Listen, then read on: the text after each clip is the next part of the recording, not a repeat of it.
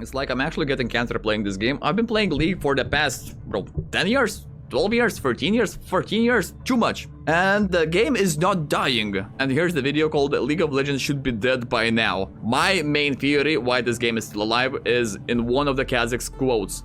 Change is good. They're literally basing this game on the idea of change, which means every single patch they're changing something. Not to mention seasons when they're changing the map, changing the champions, changing the items, changing the jungle. So it's like we have the same game but different. But it's changed, you know? It gives a breath of fresh air. So let's see if that's the same idea in here. Carrier can use that. Rumble will be picked up here. And we're going to come in. Here comes your initiation. They're right through. Why is League of Legends so dominant? This Titan came out almost 15 years ago, and 15 years ago, bro, I feel so fucking old. The most watched games on Twitch, 1621, ranked by total viewership hours, 71 million hours, up to 21, so we're missing 2 world. Oh my god, it's over. And it still has more viewers and players globally than almost any other. But what's odd is that League's creators weren't developers, and the game they made in the beginning was far worse than their competitors. But Riot knew something everyone else didn't, and it started when they found themselves playing Warcraft 3. Yeah, they joined the game mode called Defense of the Ancients, which was later developed into Dota. Basically, how Riot succeeded is they took and started listening to players, what players wanted to do. Now, Riot is falling back and doing and listening to a small minority and League developers. Hence, the last video we saw where Riot is removing the chat. It's like, Riot, how about we go back to the roots where we're listening to the players? Just an idea. To this day, Warcraft 3 is considered one of the most beloved games of all time, creating a real-time strategy experience to rival greats like StarCraft and Age of Empires. But Mark Merrill and Brandon Beck weren't booting up Warcraft to play an RTS. They were playing a fan-made mod that changed one of the maps from an RTS game mode into something fresh. A team-based top-down game with just one character and abilities. The goal of the mode was to destroy the other team's ancients, hence the mod being named Dota. Now, Dota wasn't the first MOBA ever created, but this is where the genre's identity was really formed. You had lanes, towers, waves, and minions, leveling a champion, farming for gold, and so much more. It's back in the day, I don't think we had anything like that. Baffling how many of the MOBA staples came from Dota. The game just kept evolving. Different versions and mods of Dota came out, and the community settled on a final version, Dota All-Stars. But just like all other games that began as mods, it was extremely inaccessible. First, you had to buy Warcraft 3 for $60. Then you had to navigate the custom browser to play Dota All-Stars. And because the game mode was exclusively multiplayer, the only way to set up games was through an online forum or searching servers for a full lobby. And that is back in 2008, 2009. So let's just say not everyone had as fast internet as we have today. So playing multiplayer games online was a bit difficult. And after all that work trying to find a game, the load times were beyond hellish. Exactly what I'm talking about. But even with all these issues, players loved Dota, and 2 college roommates knee-deep in the game set out to unshackle the game from Warcraft 3. Merrill and Beck would take this inaccessible yet popular game and release it as something new. But there was a problem. The 2 friends weren't game designers. They were both business majors from USC.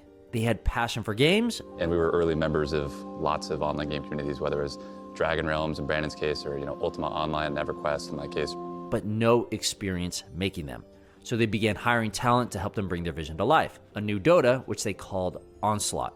The newly found studio, called Riot Games, was established in an old converted machine shop under an interstate overpass. 2006. Yeah, so when I was saying internet was slow, internet did not fucking exist in 2006. So playing online was a bit of a problem. Humble beginnings, to say the least.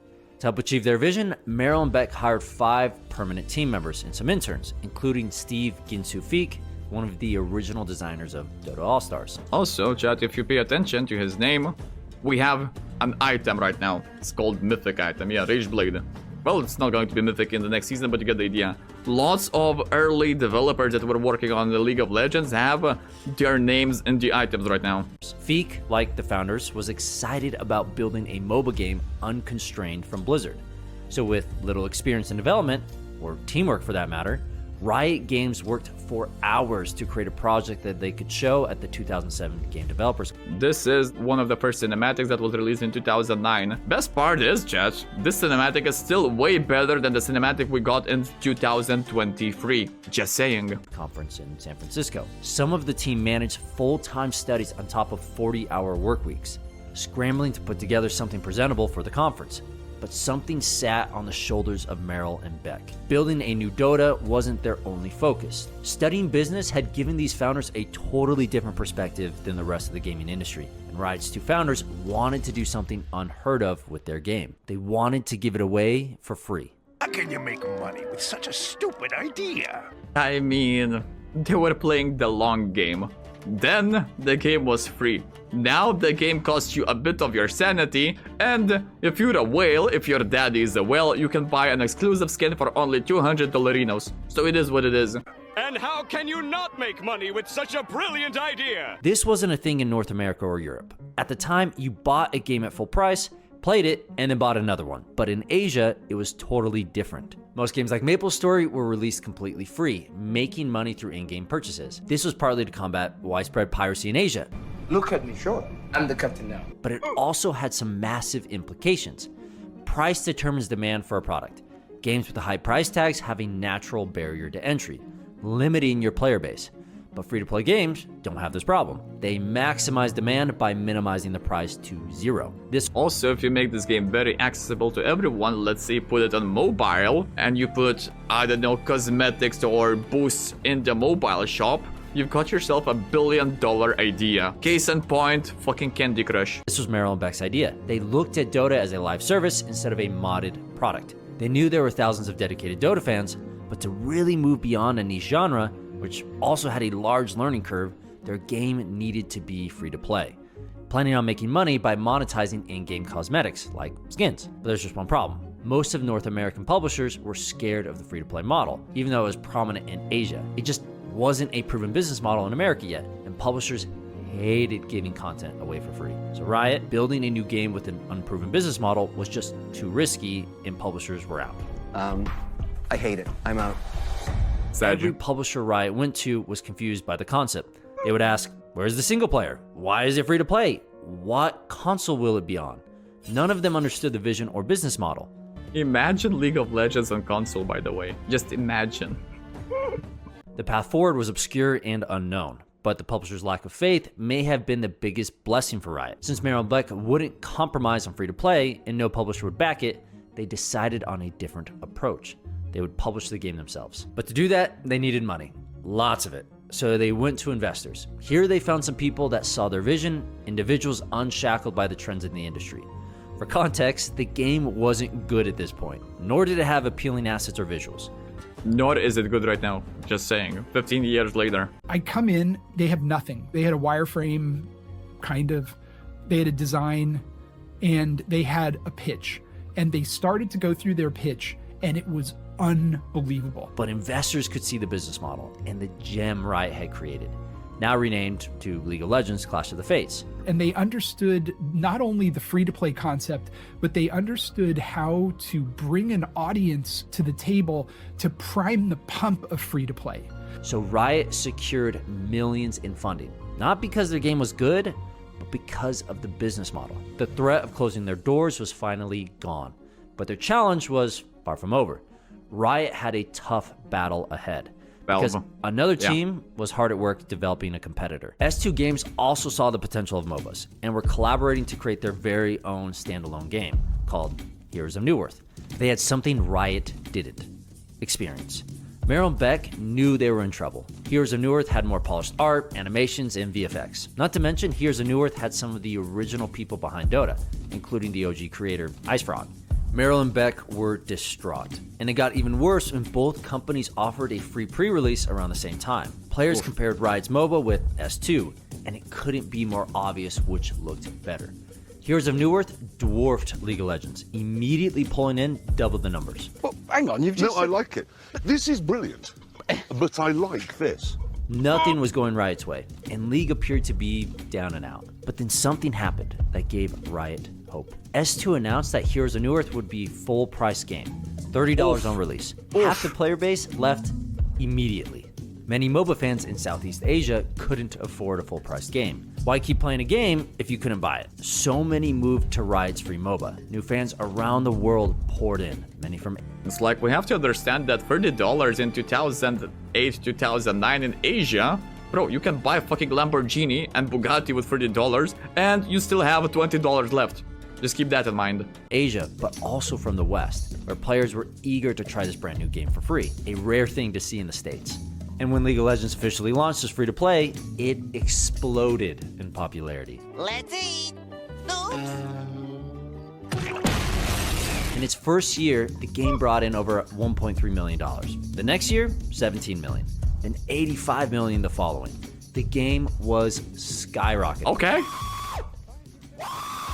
Merrill and Beck only expected around 20,000 players at best, but they were getting millions. League was very similar to Dota, but it wasn't the game that made it blow up. It was the model, and we can see that with their competition. Although Heroes of Newerth lost half their player base, they still decided to release a full-price title, believing like the rest of the Western publishers that free-to-play wouldn't work. This blunder widened the gap even more between these two MOBAs, and after a year of lackluster sales, the studio behind Heroes of Newerth went free-to-play. Yeah, but it's a bit too late already, isn't it? Because League has all of the market share right now. But by this point, only 500,000 players had purchased the game, while League of Legends was sitting at over 32 million new players and counting. Which game do you think players stuck with? But even when Heroes of Newerth went free to play, it didn't seem like they truly understood the business model.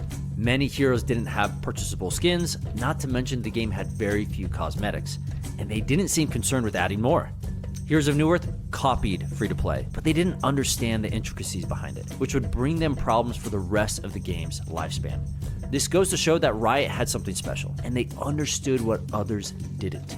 They understood the model. And the free-to-play model allowed them to dominate the MOBA genre, even though their game launched worse in every single way. League was riding high, but dark clouds were on the horizon. Companies saw how well League of Legends was performing, and tons more MOBAs began popping up, all of them copying Riot's business model. Valve had bought the rights to Dota and released Dota 2 in 2012, and in 2010, Blizzard announced their own MOBA called Heroes of the Storm, which would release 5 years later. There were plenty more, all adopting the same free-to-play model. But how do you survive against behemoths like Valve and Blizzard? The answer? Competition. Riot meticulously crafted the perfect competitive experience that kept players hooked. In mid-2010, Riot added Ranked, a competitive game mode where players could rise through the ranks between Bronze and Platinum.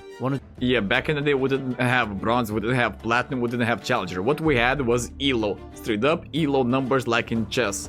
The higher the number, the better you are. The first of its kind, especially in the MOBA genre. Riot had one goal: elevate the perception of the competitive experience. While there was a large casual audience for League, Riot was trying to capture people who had heaps of time to invest in the game. The Sweats. These were the players who would play League for hours, climbing the ladder and purchasing in-game cosmetics. Bro, you have thousands of games per season on this account. You don't go anywhere. Riot had the most addictive gameplay loop, fueled by players who had that competitive urge. Thousands of hours were sunk into League, learning champions, item builds, and niche interactions, making the cost of switching to another MOBA difficult. Off me, stream sniper! As long as League continued to scratch that competitive itch, players weren't going anywhere. So Riot kept players on the hook, consistently investing into a competitive side of the game. Every ranked season brought heroes and overhauls to game modes, using data to measure how players interacted with champions in the game. And these are not just the old players trying out to see if they like the new one. These are players like myself. Analyzing what was working and what didn't. They were eagerly listening to their audience, more so than any other developer. All of these changes and new content kept these dedicated fans around. Yeah, but how did we reach the creation of Yuumi? If you're listening to what we want, how the fuck did we create Yuumi? We weren't always on the money. Fix the game! But what mattered was the commitment, which far surpassed any other developer of a competitive game at the time.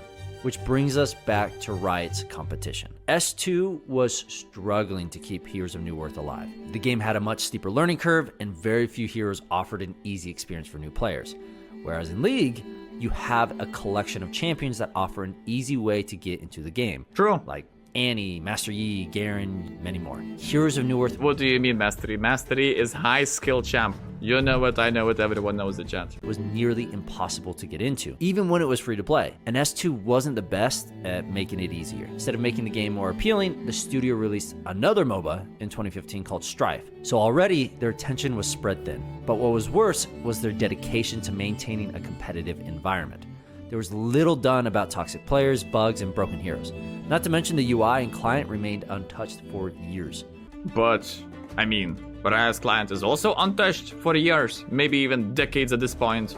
Riot, however, with League as their only game, consistently improved the experience. But one of the biggest differences was S2's lack of support for the competitive scene, something Riot Games was more than willing to provide: esports.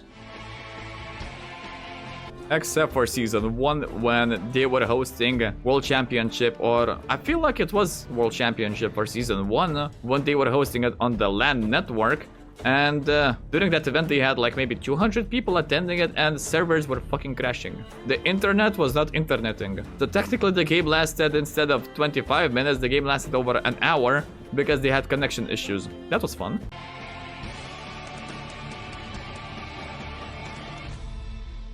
And they kicked everything off with DreamHack World Championship 2011, when Fnatic would take home the winning prize of $50,000, an unbelievable amount for the time. This would later become Worlds, the biggest annual esports event in the world.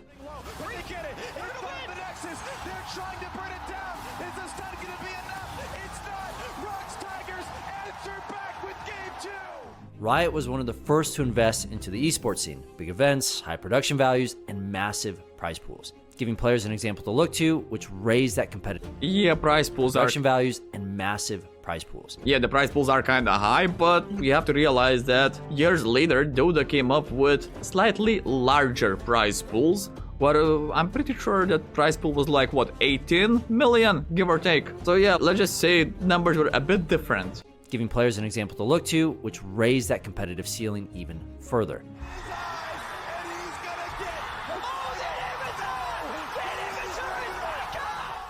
League of Legends esports became a juggernaut. Every finals pulled in millions of viewers, thanks to the rise of digital platforms like Twitch and YouTube. Seeing all of this as a Heroes of New Earth player, why would you stick around? And many didn't. League lent itself perfectly to the competitive scene, including streamers and content creators who would show off their incredible skill or something else entirely. Oh, come on! Are you kidding? You could find dedicated players for your favorite champions, and most of the time, you had a few choices. The more popular the game became online, the more people wanted to play it with friends, stream it, or watch it. Players were sharing their favorite highlights, either dunking on their friends or showing off some incredible moments in the rank ladder. League became its own marketing engine, but on the other side of the ring, their old competitor fizzled out. Sadly, Heroes of New Earth closed their doors on June 20th, 2022. But all this begs the question: how is League of Legends still a juggernaut today? Every other competitive game began doing what Riot is doing, pushing the pro scene, attracting sponsors, and hosting huge events. While the action of these companies looks similar to League, Riot's goals are totally different. Today, League of Legends is still at the top of Twitch, and while other esports scenes like Overwatch are dying, Riot still has the biggest esport event. I mean, let's be real, Overwatch Pro scene was a fucking meme. Event in the world. So what is Riot doing differently? The answer? Lost leadership. This is where a company strategically loses money in one area in order to gain more profit in another. For example, a grocery store might sell milk at a loss, but make profit on all the other things you buy while you are there. It's common in retail, but can apply to all kinds of businesses, including video games. League esports scene is not profitable. In fact, it never has been. These events they put on do something important. They elevate the competitiveness around League of Legends, which compels players to buy more cosmetics. That's why League esports continues to be huge, while other scenes like the Overwatch League are shutting down. Blizzard was trying to grow profits in esports, while Riot was trying to grow profits in League of Legends. But it doesn't end there. Riot has applied this strategy all over the place, using lost leadership to generate buzz and raise brand awareness. Since 2014, Riot has worked with popular artists to create viral songs for Worlds each year. In 2014, they worked with Imagine Dragons. Then Best year ever, by the way. next year, Nikki Taylor, then Zed, and many more. These songs garner hundreds of millions of streams, and occasionally billions. Also, yeah, cherry on top, then they decided to release Arcane, so there was that. Riot has applied these techniques to all aspects of League, from competitive events in Worlds to world building and characters with Arcane on Netflix. They even use these techniques to promote in-game characters who were falling behind in popularity. None of these viral techniques need to be profitable. Instead, they all help grow the brand. Hey, let's make a K-pop group. So we took 4 champions, we put them in a K-pop group, we gave them new looks, new skins in our game, and a lot of players who don't typically play Akali would go and flock to this. Further encouraging people to try out the game and giving existing players all the more reason to keep playing. Additionally, these marketing ventures have brought in new generations of League players. People are exposed to all these viral songs or shows and are intrigued to try playing the game. Bro, I'm pretty sure I had the folder. Give me a second. There it is. Straight up, that's what they did with Arcane. So many new people got debated on fucking Arcane when in reality it's all about League of Legends. Like, don't get me wrong, Arcane is amazing, but if you go down the rabbit hole, you end up playing League. This is not good. People who never tried League of Legends, pick it up. Yeah. These were crazy business moves, but they paid off. Riot is focused on keeping the League brand fresh and appealing. And the best part, this strategy isn't a fluke. Riot has done the same thing with their new IP Valorant. Viral songs, high-budget animations, and huge esports events. Valorant isn't as globally popular as League, yet, but it's providing the same brand perception, and it allows the game to stay fresh and appealing. Yeah, because we're targeting a different genre of the games. League is MOBA, multiplayer online battle arena. Valorant is FPS. The competitors of the FPS is Counter-Strike 2 right now. And what else do we have? That's pretty much it. I don't think we have any other FPS games. Then what Riot is doing is they're slowly moving into the genre of MMORPGs. So we're patiently waiting for Riot MMO. Because right now, we don't have any decent MMOs. I mean, Warcraft, sure, but Warcraft is like, what, 50 years old? Shit's old. Plus, Blizzard did kind of fuck up with the recent expansions. So, you know, it's like there is an opportunity, there is a window for a new competitor to enter the market. So I'm betting my money that League, Riot is going to do something big with MMO. And it's even provided some opportunities for cross-promotion, with Arcane Cosmetics being found in both League and Valorant. Riot Games are possibly the best marketers in the gaming industry. They know what keeps players coming back, and they know how to keep people talking about the game. All of this shows that it's not about the game itself. It's about the model and the brand you're building around the game. This is why League of Legends will never die. Do you know what else will never die? Super Auto Pets. Don't let the title deceive you. True. This is one fun competitive game. In Super Auto Pets, you build a team of cute pets with unique abilities. You battle against other players, and everything is at your own pace in this chill, free-to-play auto battler. You can pick up a copy of Super Auto Pets on Steam and mobile stores. Go check it out and support the indie community. Thanks. This game is better than League. True. We also need the League version of it. Just saying.